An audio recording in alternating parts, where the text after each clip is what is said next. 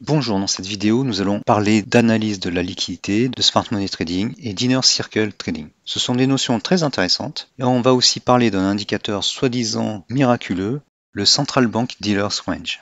Alors ne vous méprenez pas sur le message que je vais faire passer dans cette vidéo. Je ne dis pas que l'analyse de la liquidité et le Smart Money Trading sont mauvais ou inutiles. Je veux juste vous faire comprendre qu'utiliser uniquement ces techniques est inefficace et relève d'une certaine fermeture d'esprit, même si ces techniques vous donnent une impression de connaître des choses que tout le monde ne connaît pas, ce qui peut flatter l'orgueil du trader. Donc voilà, prenez ça comme un avertissement sur les méfaits de se focaliser uniquement sur certaines techniques en trading.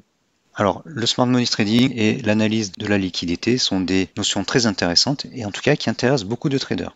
C'est un domaine un peu obscur et beaucoup de youtubeurs se sont spécialisés dans cette discipline. Je suis tombé sur 2 vidéos d'un youtubeur qui a pas mal de vues, il y a beaucoup de vues, et qui explique des choses compliquées. Et je trouve que c'est un peu trop compliqué justement. Donc je vais vous donner mon avis. Cela fait quand même presque 30 ans que j'étudie les indicateurs et l'analyse technique. Donc mon avis vaut peut-être quelque chose. Et on va commencer tout de suite avec le nouvel indicateur Central Bank Dealers Range.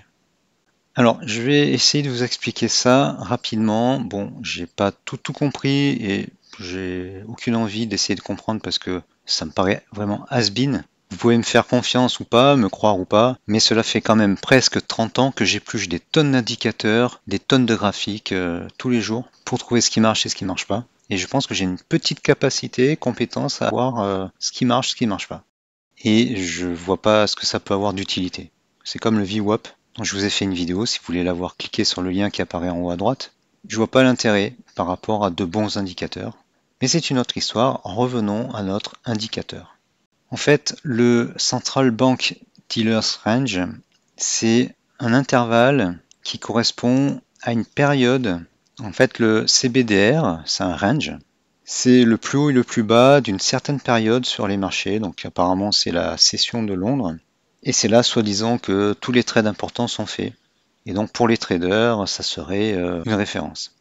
Donc c'est le range en fait des traders entre guillemets des banques centrales. Et donc on va prendre 4 écarts types de part et d'autre. Ce schéma résume un peu la situation. Voilà, donc on se mouille pas, on prend le range et des écarts types, 4 écarts types. Et donc sur tous ces niveaux, il y en a bien un qui va fonctionner. J'aime absolument pas ce genre d'indicateur parce que il prend en compte les trades entre 4 heures et 8 heures New York Time. Oui, sinon ça serait trop simple. C'est un peu sorti du chapeau, ce genre d'indicateur. Et concrètement, enfin j'ai regardé ça, et on va le voir dans la suite de la vidéo, ça rime à pas grand chose. C'est encore la magie des chiffres. Et quand parfois ça marche, eh bien on crie victoire. Et on va voir pour se faire une idée ce que ça donne dans TradingView.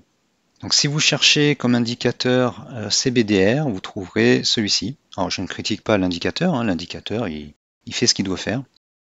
Et ça nous donne ça, c'est les petits traits. Je vais enlever ça, voilà. C'est les petits traits comme ça, dans tous les sens. C'est un peu comme les pivots, si vous connaissez les pivots.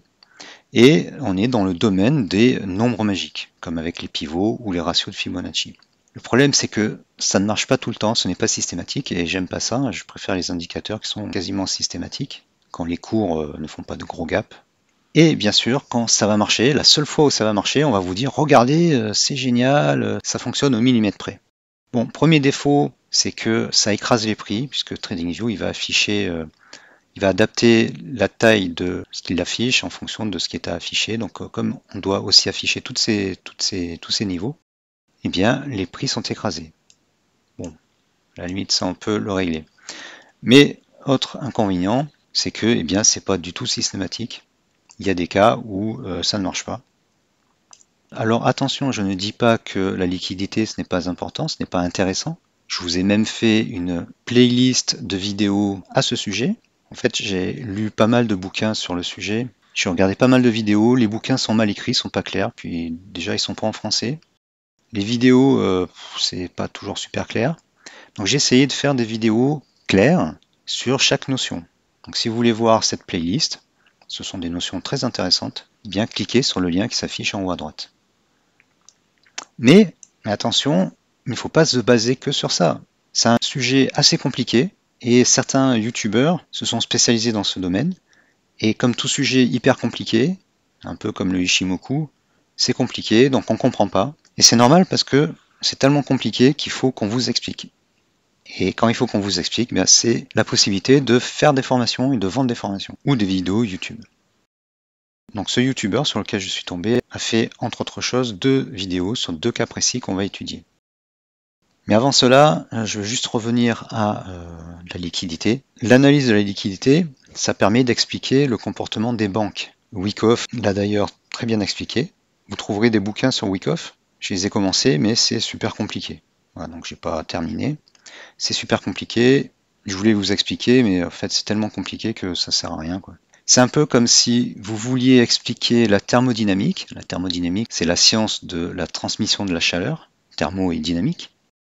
C'est comme si vous vouliez décrire la transmission du froid venant de l'extérieur à travers le mur de votre maison ou de votre appartement, en étudiant chaque collision de particules d'air et de matière au niveau microscopique. Eh bien non, ça ne marche pas comme ça. Il y a des formules mathématiques qui permettent de savoir quelle sera la température d'équilibre entre l'extérieur et l'intérieur en fonction de la composition du mur et de son épaisseur. On étudie la macroscopie.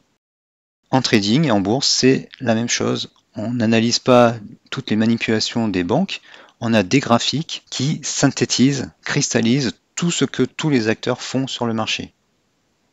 Et des indicateurs techniques, comme les FTA-Ball par exemple, analysent les différents comportements et permettent de les décomposer visuellement de façon à ce qu'on puisse prendre une décision assez rapide. Donc première situation, sur l'euro en 1 heure, le 28 février 2024, voilà, on nous explique comment le rebond a pu se faire là parce qu'il est tombé pile poil sur un niveau de liquidité. Alors oui, il y a des niveaux là, il y en a aussi un ici, voilà. Bon, là il y en avait un. Ça n'a rien donné. Alors, on va nous dire que oui, mais 2 mois après, on rebondit sur ce niveau. C'est la magie des chiffres, c'est comme avec Fibonacci, avec les ratios de Fibonacci, les points pivots. C'est la magie des chiffres, quand ça tombe pile poil dessus, eh bien c'est que ça marche. Bon là, on n'est pas revenu dans ce niveau-là. Et même là, on n'est pas revenu sur ce niveau-là. On l'a traversé ici par exemple. Voilà, bon. Moi j'aime pas trop les méthodes qui sont pas systématiques. Donc revenons à nos moutons, ce niveau-là. Bon, qu'est-ce qu'on constate? Eh bien, déjà les bougies sont très étirées vers le bas par rapport à la 7. Idem pour le FTA-Ball 1. On a une série de bougies rouges, bon à part celle-là, elle est verte, mais c'est un doji. Doji d'ailleurs qui change rien, hein. Donc pareil, les chandeliers japonais, c'est pas systématique. On a une bougie verte qui englobe la précédente. Donc ça, c'est un pattern de doji, certes. Là aussi, il y en a un. Mais on a surtout notre FTA-Ball 1 qui réintègre après un crochet. Si vous avez vu les précédentes vidéos, vous savez de quoi je parle. Il réintègre son enveloppe. Là, on avait aussi la même situation, mais on était en début de sell zone. Donc là, c'est pas bon. La sell zone, c'est la zone rouge qui indique un potentiel de baisse, surtout quand c'est négatif. Et par contre, là, ce crochet-là, il arrive à un moment où la sell zone est bien mûre. Le FTA-Ball s'est bien écarté comme ça, l'enveloppe aussi s'est bien écartée, c'est bien mûr. Et on réintègre à la fois l'asset pour les prix et l'enveloppe pour ce FTA-Ball. Alors il faudrait analyser l'unité de temps inférieure. On va voir si on peut le faire. Voilà, c'est ici. On a un bottom en W. Ce FTA-Ball là, le 3, repasse au-dessus, enfin se retourne à la hausse. Le 5 se décolle de son enveloppe inférieure. Et si là, je me mets en 15 minutes aussi, le FTA-Ball 1 repasse en safe zone, il fait un crochet ici, il remonte, et le 3 repasse aussi en safe zone. Donc on a notre creux, notre fin de creux. Après une belle descente, donc un potentiel de hausse intéressant. Voilà comment on analyse ce creux. Et pour ce fair value gap, on pourrait dire, ce fair value gap, il commence sur un retour à la sell zone du FTAble 2, ayant fait un plus haut, là c'est un premier plus haut, et là un deuxième plus haut, plus bas que le précédent. Vague de dos, il passe négatif, il casse ce niveau-là, et on a donc une dégringolade assez forte. Alors, comme c'est rapide, là il faut l'analyser avec une unité de temps un peu plus petite. Voilà. Et là on retrouve bien les mêmes patterns, c'est-à-dire les cours qui surfent en dessous de l'asset, sell zone, etc., etc. Je vous ai fait une vidéo sur le DAX, le pattern de fin de tendance baissière. Et bien c'est la même chose ici, un peu moins propre que sur le DAX. Sur le DAX, c'était plus sympathique, plus joli. Voilà. Lorsque ce FTAble passe au-dessus de sa courbe du milieu, on a la fin de la tendance baissière.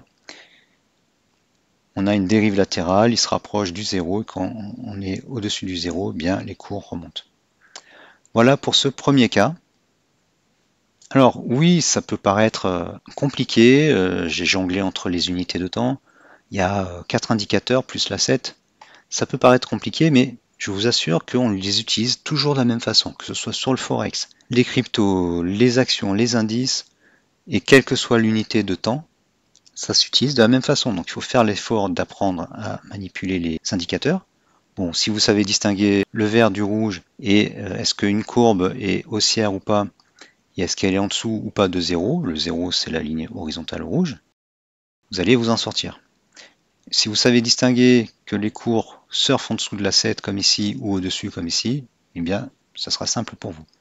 Je vous certifie que l'analyse de la liquidité, j'ai essayé de comprendre certaines vidéos, c'est incompréhensible, c'est trop compliqué. Il y a toujours des cas particuliers. Voilà.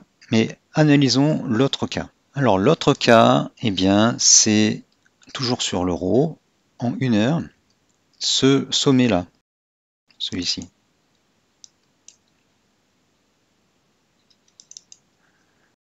Alors on nous dit qu'il arrive au même niveau que celui-ci, que ça correspond à un niveau du CBDR. Bon, c'est un coup de chance, hein. Parce qu'en fait, si on zoome, eh bien, on voit que ça dépasse. Alors oui, il y a des zones.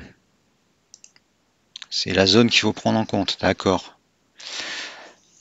Mais ce pic-là, on va dire, ce pic-là, il correspond à celui-là.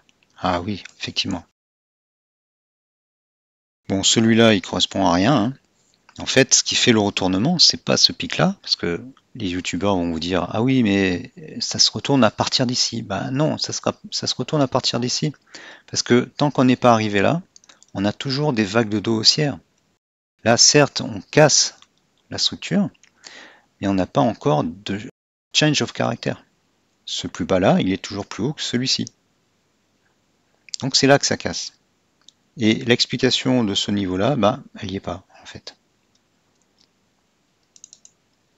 Nous, ce qu'on a, c'est des plus hauts de plus en plus bas sur le FTAble 1, mais surtout une safe zone, donc zone de hausse sur le FTAble 3, une fatigue du momentum ici, puisqu'il se décolle nettement de son enveloppe supérieure, un passage sous sa ligne du milieu, et un début de sell zone.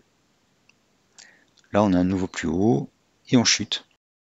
De plus, les cours qui étaient au-dessus de la courbe du milieu de l'asset bleu passent en dessous, sauf ici, c'est un dernier barreau d'honneur, et après ça plonge. Voilà, on a une inversion. Sur les FTAble, voilà, je suis en 30 minutes, les FTAble plus long terme, on a la même chose également, une inversion ici, c'est même plus tôt que ce niveau-là. Et si je me mets en 30 minutes, alors je prends 30 minutes parce que comme on est dans le passé, j'ai pas les 15 minutes. Là, si je me mets sur le FTAble 1 et 3 ici en 30 minutes, eh bien j'ai déjà ma sell zone avec une zone de fort momentum, c'est la zone rouge foncé ici. Eh bien, dès ce moment-là. Alors oui, j'ai dû naviguer, je vais enlever ça, j'ai dû naviguer entre différentes unités de temps. J'ai 4 indicateurs plus l'asset. Ça peut paraître compliqué, mais ça fonctionne exactement pareil comme la dernière fois. J'ai pas analysé des niveaux particuliers, j'ai pas à faire confiance à certains niveaux magiques de prix. Je vois que ça se retourne et puis surtout, j'en ai pas parlé, mais on a les niveaux. Les FTables agissent comme des oscillateurs. Quand ils sont hauts, eh bien, la probabilité pour que les cours, surtout sur le Forex, s'inversent est forte. De même, quand on a des plus bas comme ici, eh bien, la probabilité pour que les cours remontent est forte. Voilà, donc on a des creux. Alors là, ça semble me contredire là, sur cette période-là. Mais sur cette période-là, en fait, on a des creux, mais les rebonds sont faibles. On est ici, on est en sell zone tout le long. Donc on est dans une tendance baissière. Si je me mets en 1 heure, voilà, j'ai une sell zone sur nos deux indicateurs. Et si je me mets en 2 heures, on va dire 3 même, on est en baissier sur le FTable 5. Et en négatif aussi. Quand on est en négatif, on est en tendance baissière, même s'il y a une petite hausse de l'indicateur. Donc voilà, on ne peut pas analyser des prix avec juste des niveaux de prix, des ratios, et même un seul indicateur. Il faut une analyse fréquentielle, comme je l'appelle, dimensionnelle, avec plusieurs indicateurs, et à chaque niveau, à chaque dimension, sur différentes unités de temps. Donc c'est pas oui j'achète, non je vends, c'est un peu plus subtil que ça, mais au moins c'est relativement systématique. Ce que j'appelle systématique, c'est que quand on a une belle safe zone, on a une hausse des prix. Quand on a une belle safe zone, on a une baisse des prix. Quand la safe zone est négative, quand l'indicateur est négatif, on a une tendance baissière plus forte. Quand il est positif, on a une tendance haussière plus forte. Regardez là, on a une tendance baissière, puis là ça remonte un peu, mais comme l'indicateur est négatif, ça remonte pas fort. Là, il y a une safe zone, mais les deux indicateurs sont positifs, et donc là on a une forte hausse. Et ça, c'est systématique, c'est mathématique, c'est sur chaque unité de temps, sur tout actif, le forex, les actions, les cryptos. Et bien sûr, quand on est dans une tendance comme ça, sur les cryptos ou sur des actions comme Nvidia ou Microsoft, eh bien c'est là qu'on engrange le maximum de gains. Voilà, alors, je sais pas vous, mais moi je sais que j'ai essayé de comprendre l'analyse de la liquidité. Je vous ai fait des vidéos que j'estime assez claires sur ce que j'ai compris et ce qui me semble utile. Mais tout le reste, eh bien, je préfère utiliser des indicateurs qui me permettent d'avoir une analyse fréquentielle et qui sont visuels. Je vous ai principalement parlé dans cette vidéo des creux et des rebonds, mais bien sûr, ce qui est le plus efficace, c'est quand on est dans des tendances, de belles tendances haussières ou baissières, et c'est là que tout trader engrange les gains. Vous verrez des vidéos où le youtubeur vous dit j'ai acheté là dans ce creux et après ça rebondit. Bon, ça c'est un peu pipeau en général. Ou alors c'est dans le cadre de méthodes de trading faisant intervenir le Moyen-Âge à la baisse ou le grid trading. Bien sûr, ça paraît magique parce que soi-disant avec l'analyse de la liquidité et le smart money trading, on peut trouver les creux absolus.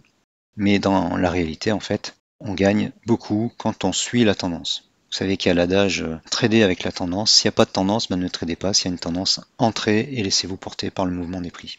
Voilà, je ne veux pas que vous restiez sur l'idée que l'analyse de la liquidité, c'est pas bien, mais je veux par contre que vous compreniez que ça ne fait pas tout, ce n'est pas magique, et que ce qui est difficile à comprendre, c'est pas parce que c'est efficace, c'est juste parce que c'est compliqué. Et souvenez-vous de cet exemple de la thermodynamique. On ne détermine pas quelle température il va faire à l'intérieur d'une maison en fonction de l'épaisseur et la constitution du mur et de la température extérieure en étudiant les interactions de chaque molécule de matière. Voilà, merci d'avoir regardé cette vidéo et à bientôt.